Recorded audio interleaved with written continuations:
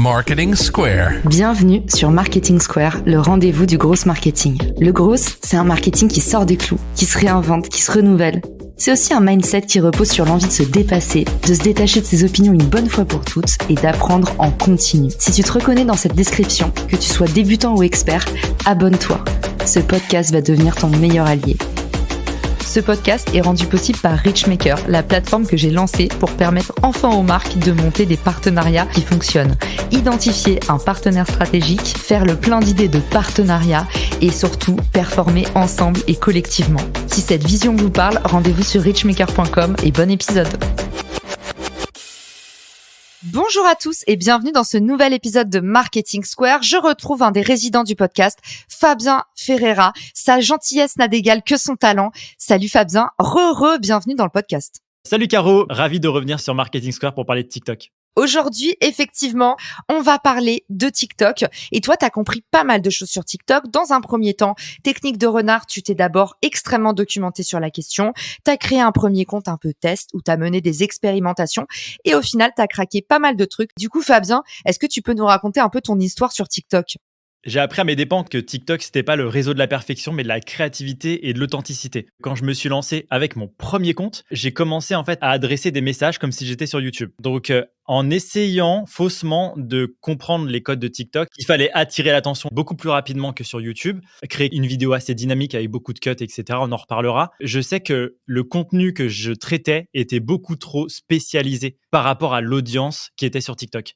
Donc ça, c'était une de mes premières erreurs. Bon, j'en ai fait plein des erreurs. Effectivement, comme tu en parlais, j'ai monté un deuxième compte parce que mon premier compte, j'ai jamais réussi à dépasser les 500 abonnés, qui pour TikTok, en vrai, est pas ouf. Mais j'ai fait plein d'erreurs. J'ai passé mon compte en compte entreprise dès le départ. J'ai essayé de mettre un lien dans ma bio, plein de choses, effectivement, qui n'ont pas fonctionné.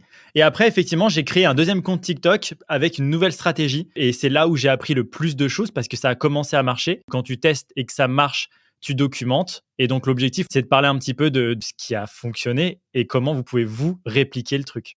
Trop bien, on est tout oui. C'était quoi ta méthode pour rebondir sur TikTok ? Première chose, déjà, je parlais du lien. Le lien, il n'est pas anodin. C'est que quand on arrive sur TikTok, on veut absolument avoir un super call to action, donc un appel à l'action. On veut le lien dans la bio, on veut alimenter une newsletter, on veut vendre des formations, on veut les envoyer sur Instagram. On veut plein de choses. Le problème, c'est quand on se lance, on n'est personne. Et la première chose qu'il faut, c'est constituer déjà une audience qui nous écoute. Moi, ce que j'ai fait, c'est que je ne mettais pas de lien dans ma bio.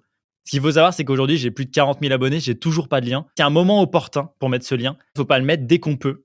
Il faut le mettre dès que l'audience a compris votre message et qu'effectivement, elle est assez réceptive pour accepter un lien. La deuxième chose, c'est quand on parle de ce lien-là, quand on fait des vidéos, on fait souvent des appels à l'action à la fin des vidéos. En fait, la plupart disent « abonne-toi », clique sur le lien, inscris-toi à ma newsletter. En fait, en gros, on leur donne énormément de call to action. On le sait quand on fait de la prospection, etc. et du marketing, on doit s'adresser à des enfants de 6 ans pour les guider étape par étape. J'ai l'impression que sur TikTok, on leur donne 3 call to action. Quelqu'un qui nous voit, qui regarde notre vidéo, il sait plus quoi faire en fait. Je suis tout à fait d'accord avec toi. En fait, c'est comme d'habitude, on veut à la fois des leads, de la visibilité et faire des ventes en direct. Ça marche pas comme ça, quoi. Plus tu montes du doigt des directions différentes, plus les gens potentiellement ne passent pas à l'action. Exactement. On veut la totale dès le départ, sans avoir produit le moindre effort. Moi, ce que j'ai bien aimé et ce que j'ai testé, j'ai fait des vidéos à la fois qui plaisent à l'algorithme, sans call to action. Objectif, booster à fond le watch time, donc le fait d'avoir des revisionnages, etc. Pour ça, en fait, j'utilisais la méthode créer des vidéos de type loop, où en fait, la dernière phrase coïncide avec la première. Pour ça, c'est très simple, pour ceux qui nous écoutent. Vous commencez, quand vous vous filmez, à dire la dernière phrase. Vous écrivez votre texte et à la fin, vous dites la dernière phrase qui correspond à la première. Comme ça, quand vous coupez, il y a une loupe qui est parfaite. Ça plaît à l'algorithme parce qu'effectivement, il y aura un watch time qui sera énorme. Vous faites des vidéos très courtes, vous aurez plus de visibilité, de découvrabilité. Et à côté de ça, une vidéo sur 2, une vidéo sur 3, voire même une vidéo sur 5. Si t'aimes mon contenu, abonne-toi. Moi, c'est comme ça que j'ai joué au départ. Une deuxième chose, c'est qu'il y a une stratégie de piner une vidéo en top de son profil. La stratégie des épingles. La plupart du temps, on dit « Ok, il faut piner les vidéos qui fonctionnent pour toi ». Tout à l'heure, je vous donnerai en bonus comment atteindre vos 1000 abonnés en une semaine. Mais quand vous avez votre première vidéo qui fonctionne, vous allez piner en haut de votre profil la vidéo que vous pensez être top, mais pour l'instant, qui n'a pas été énormément vue. Moi, dans mon cas, par exemple, j'avais une vidéo complètement bullshit qui expliquait comment augmenter son TGM. Bien évidemment, c'est la vidéo qui a le mieux fonctionné. J'ai profité que cette vidéo buzz pour attirer du trafic sur d'autres vidéos que j'avais choisies. Et en fait, je pinais tour à tour une vidéo de mon choix. Ces autres vidéos ont explosé un petit peu parce que la première a explosé. C'est comme du SEO, il y a du trafic qui arrive sur votre site, vous l'emmenez où ce trafic? Moi, j'ai du trafic qui arrivait sur ma vidéo et effectivement, j'ai essayé de le dispatcher dans d'autres vidéos, histoire que mon compte, globalement, ait un certain nombre de vues par vidéo. C'est un petit peu comme une vitrine de magasin, vos épingles. C'est quel article fort vous allez mettre en vitrine pour donner envie aux gens de découvrir la suite? C'est exactement ça. Si tu arrives au tout départ et tu as un compte qui est ultra jeune, fais une vidéo qui présente un petit peu ton contenu. C'est un peu comme sur YouTube, quand tu arrives, tu as toujours la vidéo d'intro. Et bien là, tu peux avoir ta vidéo d'intro. Je vais traiter de marketing, de business, etc. Je vais t'aider à développer ça. Donc, les personnes qui vont sur votre profil voient votre vidéo qui est pinée. Ça donne envie de s'abonner. Ça, c'est pour atteindre les 1000 premiers. Après, vous avez peut-être la deuxième partie qui est ajouter de la preuve sociale. Dès que vous avez une vidéo qui buzz, une fois qu'elle a fait son chemin de vie et qu'elle buzz un peu moins, vous la pinez tout en haut. Les gens qui arrivent et qui disent « Ah bah tiens, Fabien, il a quand même fait des vidéos à 700 000 vues, etc. » Ça donne suffisamment de preuve sociale pour faciliter un « abonne-toi ». Il y a aussi la stratégie de booster d'autres vidéos qui elles-mêmes, pour X ou Y raison, mais n'ont pas décollé. Alors qu'en fait, si tu mets un petit peu de jus dessus, ça décolle tout seul. Exactement, validé. Et après, à côté de cette stratégie des épingles, il y a la stratégie des hashtags. On en entend souvent parler. Au départ, TikTok ne sait pas qui vous êtes. Donc, vous allez mettre des hashtags assez spécifiques. Essayez pas de trouver des hashtags avec des dizaines de millions de personnes associées à ce hashtag. Prenez des hashtags spécifiques, tout simplement pour dire à TikTok, moi, le contenu que je crée, il est pour cette audience. Et lui, de toute façon, il va le tester et il va valider. Et si vous avez choisi les bons hashtags au départ, assez spécifiques, globalement, c'est comme ça que vous arriverez à avoir une vidéo qui buzz assez rapidement parce que TikTok va comprendre à qui vous adressez.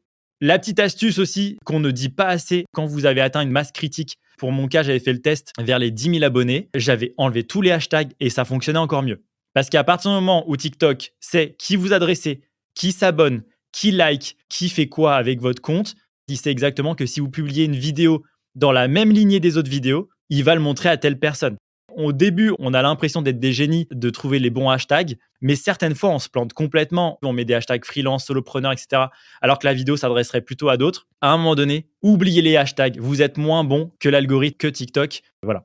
Trop bien. Eh ben, je pense qu'il est temps de passer au bonus. Tu nous as préparé un flash info spécial, 1000 abonnés en 2 semaines. Tu nous as préparé la feuille de route. Il n'y a plus qu'à. On t'écoute, Fabien. La parole est à toi. Avoir les 1000 abonnés, finalement, c'est une question de méthodologie. Et en fait, la méthodo, elle est de respecter ce que TikTok attend et ce que l'audience apprécie le plus. Première chose, faites pas des vidéos trop courtes, genre 5 secondes, mais faites pas des vidéos trop longues non plus. Le format idéal pour commencer, 15 à 30 secondes. Ça passe très rapidement. Donc, globalement, c'est vous avez un hook qui est là pour attirer l'attention. Vous avez moins de 2 secondes pour attirer l'attention sur TikTok, qui est très peu. Vous jouez sur une phrase choc. Donc, c'est pour ça que vous entendez souvent ce que les milliardaires ne te disent pas, ce que tu ne sais pas, les trucs putaclic qu'on voyait en 2005 sur Google.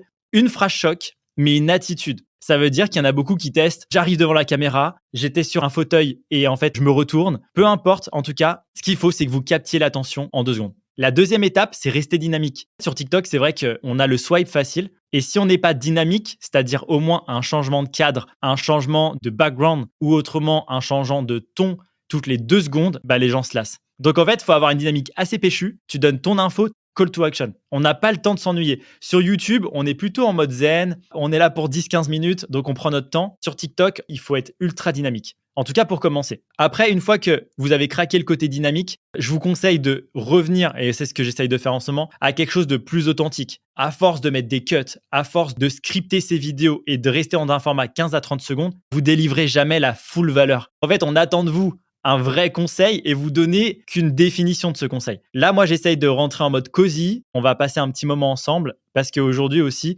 TikTok favorise les formats un peu plus longs. Et 2 choses qui marchent super bien. Il faut avoir de la proximité avec son audience, très très proche de la caméra. On n'est pas sur YouTube où on se met au fond d'une salle. Pensez à tout le monde, mettez des sous-titres. Je l'ai testé avant sans sous-titres, après avec sous-titres. Ça fonctionne mieux avec sous-titres. Tu utilises quoi, Fabien, pour mettre tes sous-titres? Moi, je fais les montages directement avec Premiere Pro pour les sous-titres, mais CapCut le fait en automatique. CapCut qui est l'outil backé par TikTok. Donc globalement, ça marche bien. Et après, n'oubliez pas le call to action, l'appel à l'action. Mon conseil, c'est 1 fois sur 3, vous dites abonne-toi. C'est simple, c'est efficace. Les gens, quand tu leur dis pas abonne-toi, ils l'oublient. 45% de plus d'abonnés quand tu dis abonne-toi. Le faites pas souvent parce que sinon on a l'impression que vous êtes vendeur de tapis. Mais effectivement, 1 fois sur 3, c'est propre. Et là, vous allez atteindre vos 1000 abonnés facilement. Est-ce que c'est mieux de le dire, de l'écrire ou les deux? Moi, je fais la totale. Je le dis, je l'écris et je mets un petit halo derrière le bouton abonne-toi qui fait que le bouton ressort et que les gens comprennent qu'il faut cliquer. Waouh, t'as changé Fabien, t'es devenu directeur artistique. Eh ben, merci Fabien d'avoir partagé tout ça avec nous. Du coup, je mettrai dans les ressources de l'épisode ton compte TikTok pour aller regarder ce que tu fais. Obligation de se connecter avec toi et d'envoyer de l'amour pour te remercier de tout ce que tu nous as partagé aujourd'hui. Et on peut aussi te joindre sur LinkedIn, j'imagine, si on a des questions plus spécifiques et on fera un post pour répondre à vos questions. Clairement, je suis un peu partout. Trop bien. Merci Fabien et on te dit à très vite pour un nouvel épisode de Marketing Square. Ciao! Si cet épisode te plaît, tu peux le partager en me taguant ou lui laisser 5 étoiles sur Apple Podcast. Marketing Square.